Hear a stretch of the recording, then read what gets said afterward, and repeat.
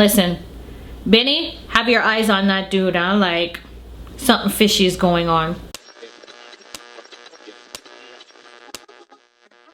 Hey my beautiful peeps, my name is Char and welcome to Char TV. If this is the first time you're stumbling on my channel, well, I am addicted to 90 Day Fiancé, so this is what this video is about.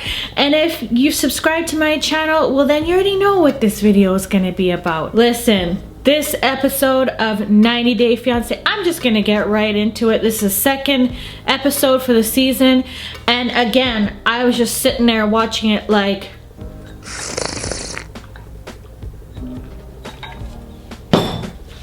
because I couldn't believe the madness that I was seeing with Ari and Biniyam. But we're gonna save the best for last.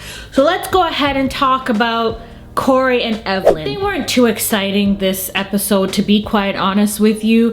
They just decided to go ahead and meet a wedding planner. Supposedly she's the best in the country that Evelin found, because she wants the best of the best, because even though this woman doesn't want to get married, you know, we all know it's not her thing, she still wants to have a wedding that her friends are gonna be jealous of. So that's basically why you want this wedding, just to make your friends jealous. So you want the best food, the best music, the best flowers, the best everything, just to make your friends jealous. All right, gotcha. Now poor Corey is stressed because Evelyn just said, I want this, this, this, this, and that. And Corey will pay for everything? Hopefully it's not too expensive. And I want to make sure that we have it for a good price. I was hoping that you might be able to help out with some of the costs too. It's not how it works in here. The man pays for the wedding. It's solely on the groom. He pays everything. Every single thing. So you know poor Corey's like, where am I gonna get this money from to pay for this? But he doesn't want to disappoint her. But at the same time, where is he gonna pull this money out from? Where? The wedding planner is going over costs and everything. Here the less price and the expensive price, so you can choose. So what is this? This is, I thought these were different packages here? No. And then there was like, this is the cost of one package, No, $9,000. This is the cost. For the dress, it's for decoration, that's for food. Yeah, we have some different scenes. Yeah, sorry, it's just, that's... And he's like, wait a minute, back home, I can't remember if he said his friend or family member said that they spent only $5K on their wedding. So Corey knows that it can be done for a lot less, especially it's in Ecuador. It's not even in the US. So technically it should be cheaper, he's thinking, but Evelyn wants the best of the best, and that's probably what she's going to get. Now let's move on to Ellie and Victor. Oh, Ellie. I've been seeing Ellie getting some hate on social media though, saying that, you know, she's boring and it's like watching paint dry, and they hope she doesn't return next season. Poor Ellie, man. Y'all give her a chance. Give her a chance. But this episode, she's been thrown a dinner because she's leaving, and she wants to break the news to her other friends that she's not just leaving like for vacation, she's actually moving. This isn't actually just a trip. I'm back together with Victor, and it's the beginning of me moving down there permanently. Wow. I think it's a little crazy for Ellie to move down there after Victor had cheated on her earlier this year. I knew she was kind of talking to him a little bit, but I didn't think it was so serious that she was actually going to be planning like a move down there. Are you really going to move down there after what he did to you? Like, pretty much, how stupid could you be? The man cheated on you, probably will do it again, and you're gonna give up your whole life for somebody like that? Like, are you well? Me, like I said before, I would never do that. Once you cheat, you're gone. There are no second chances. I don't know how y'all feel about that, but that's how I am. And then one of the friends is like, so when you're down there, who's paying for stuff? And she admits that, you know, she pays for most stuff, but yeah, He pays for some stuff too. I doubt he pays for anything. Let's be real about it. Like, I bet you she splashes out the money all the time. And she's been down there quite a few times. I think she admitted like she's been down there 5 times in the episode, she said. And she even said that she's given him like $5 grand to put towards the renovations of his house that he's building and fixing up and whatnot. Because since she's moving there, she wants to be comfortable in the home, you know, have proper water and all this stuff. So that's her reasoning for giving him money.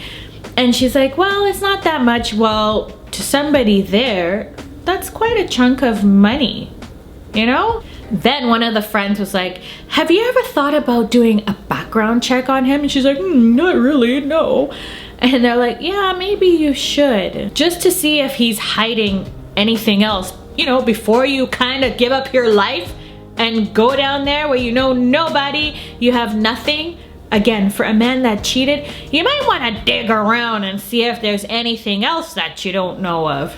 And then He told me that 9 years ago, he got a domestic violence charge for an incident between him and his daughter's mom.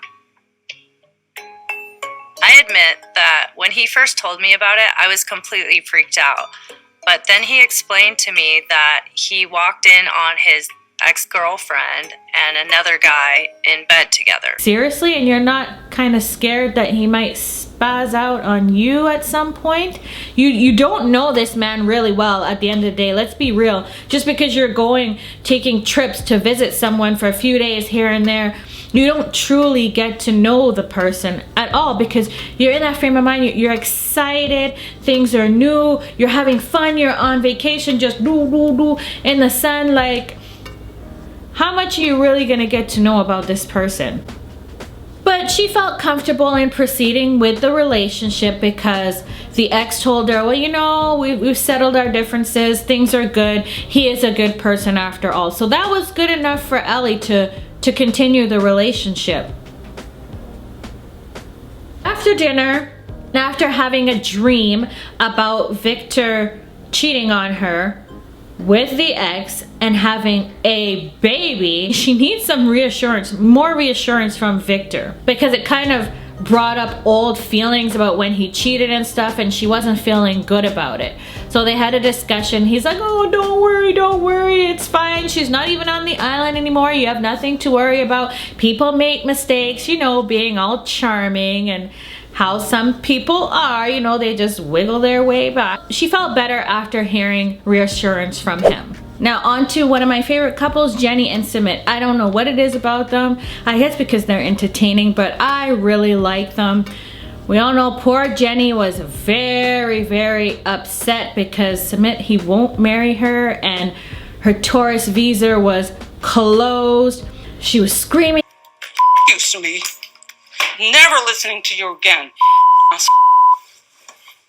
Out of here. Booking my flight and I'm leaving. Jenny? Go away, not talking to you. Baby, open the door at once.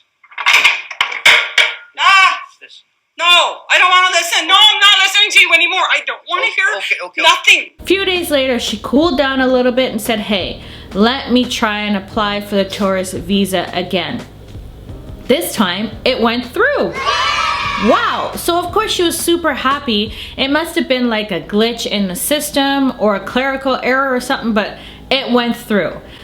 They were both so relieved. But Jenny's tired of having to leave the country every 6 months, so they decide to go and speak to an immigration lawyer to see if there's something that can be done so that she doesn't have to keep leaving all the time, because that's a pain in the rear end. Let's be real about it. Who wants to dig up every 6 months to leave the country and then come back and stuff? That's too much. So they go ahead and visit the immigration lawyer. He was like, so, would you be willing to give up your American citizenship? She's like, hell no. Why would I do that? Give up my benefits and stuff, and her family's over there and whatnot. Why would she do that? Me, I would never give up my Canadian citizenship. Like, no, you know, so that was totally out of the question. I think Sumit, he understood that as well. The only other loophole that the immigration lawyer mentioned, Only one one technical option. Only one. ISKCON. SCON. Missionary visa. He's saying like you have to join SCON. You know what is SCON? No. SCON is International Society of Krishna Consciousness. You must be heard about the people singing Hare Rama, Hare Krishna, like in the New York and everywhere. Apparently, she doesn't have to go out there and convince other people to become a member of this religious organization or anything. She doesn't have to do any of that. And she's like, that sounds a bit weird. You mean you're gonna give me a visa? I don't even have to do any work kind of thing. All I gotta do is convert sort of thing. So she thought it was a little bit suspicious, but you know, she's gonna think it through because hey, if it's a way for her to stay in India, then why not, right? I told you I was gonna save the best for last.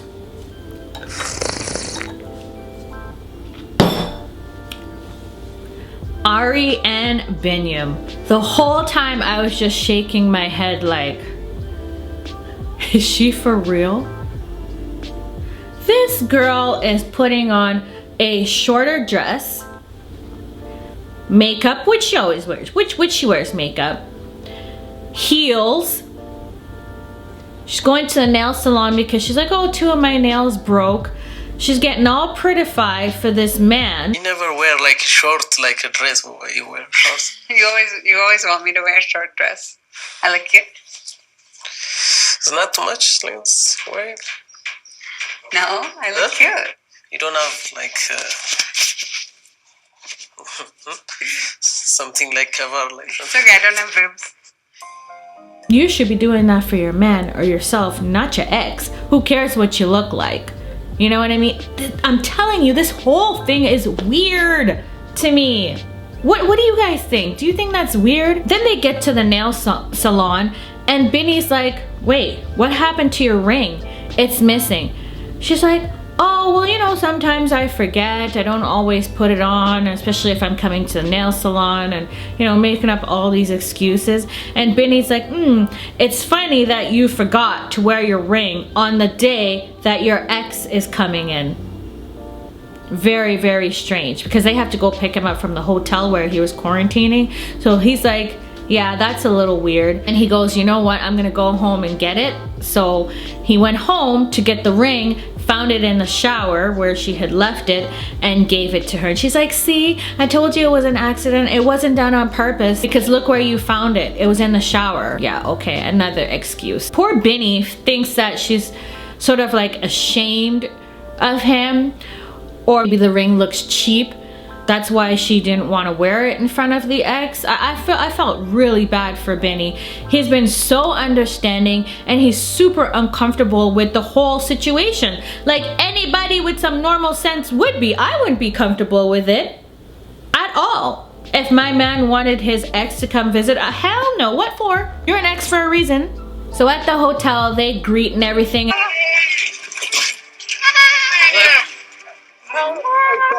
Look at all this stuff. Wow. Welcome to Africa. Yeah. Thank you.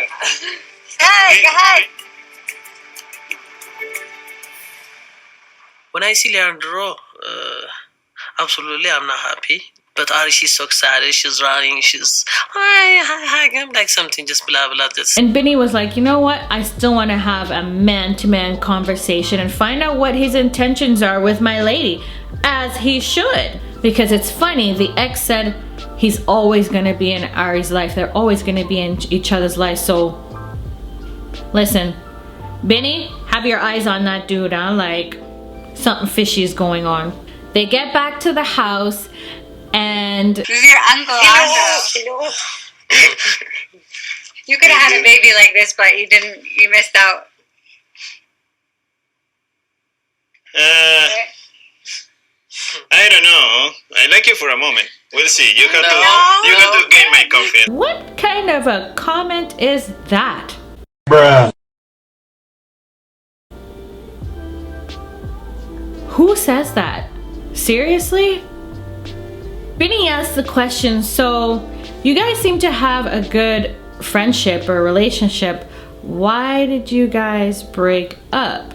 Because he's kind of worried that they're gonna get back together and kind of leave him out, you know, hanging to dry, and he's gonna be the new stepdad to the little baby. He's worried, and rightfully so. Ari said, well, we never really broke up. I just never went back home. You know, she was only 19. She was doing a lot of traveling. She wanted to find herself, and yeah, she just never went back. And then she met Bini and carried on a relationship with Bini. So there was never any real breakup, really. She just didn't really go back to him. She was kind of keeping her options open that way. In case things didn't work out elsewhere, she had the ex to fall back on.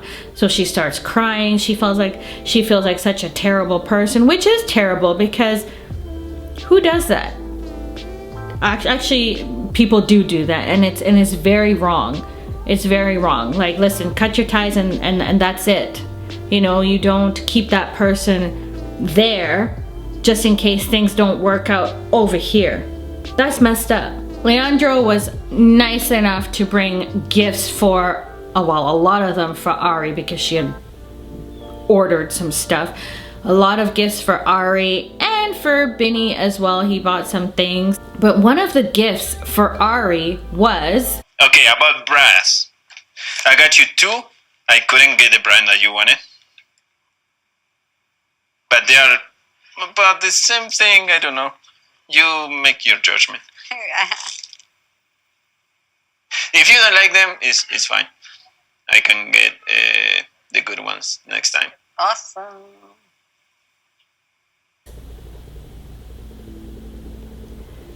Now, that's a little odd to me.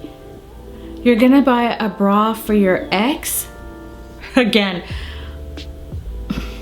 poor Bini's face. I'm with you, Bini, on that one because, again, that's strange. I don't even know what else to say with that. I would not be impressed at all if somebody, an ex, was buying my man some unmentionables. Like, I'd be like, excuse me? No. That pretty much sums up what happened in this crazy episode of 90 Day Fiancé the other way. Please tell me your thoughts on the episode if you got to watch it, or you're just picking up the, you know, bits and bobs of what happened through this video here. Comment down below your thoughts. I'm curious and I love to see your comments. If you enjoyed it, me a thumbs up so that I know, so that I can continue well, I'm gonna make the videos anyway. Like I said, I only review the juicy couples. The other ones they're a little bit dry, so I don't bother with them. I'm sure you can find them out there online if you're really interested. If you haven't subscribed, I don't know what you're waiting for. Don't miss out on any more. Hit that red button and subscribe, and hit the notification bell so that you don't miss any of my videos, just to make sure. Thanks for watching, my beautiful peeps, and I'll see you in my next video. Bye.